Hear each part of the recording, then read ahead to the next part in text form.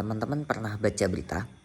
Saya yakin pernah lah, mau baca di koran ataupun baca secara online, pasti teman-teman pernah baca berita.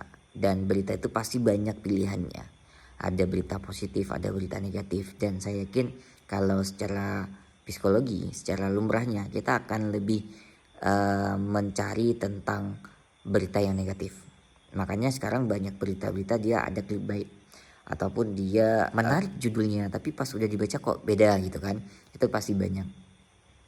Terus apa kaitan mengenai berita itu tentang bisnis? Ada kaitan tentang berita dengan bisnis. Karena dalam segi psikologi, ya kan, ketika seseorang dengerin bisnis, dia pasti akan lebih tertarik dengan cerita-cerita orang gagal dibanding dengan orang sukses. Serius, karena ketika orang sukses dia bilang ada privilege-nya kah, ada ini kah, ada itu kah. Jadi saya rasa orang lain mampu, kita nggak mampu. Tapi orang-orang negatif, oh iya ya ini ya sama ya, aku nggak bisa ini itu juga.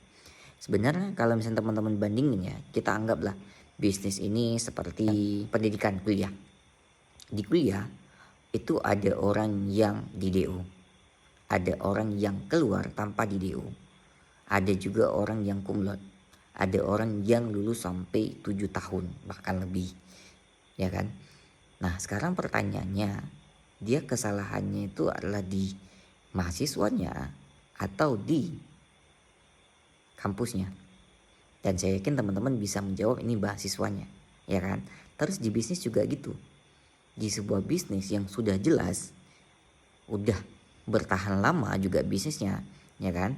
Ada orang yang menjalankan, ada orang yang dikeluarkan dari bisnis, ada orang yang berhenti mengeluarkan diri dari bisnis, ada juga orang yang suksesnya cepat, ada orang suksesnya yang lama.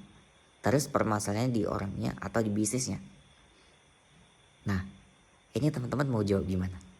Mau bilang bisnisnya, sedangkan yang tadi bagian mahasiswanya teman-teman berfokus ke mahasiswanya. Apa mau buat jadi standar ganda?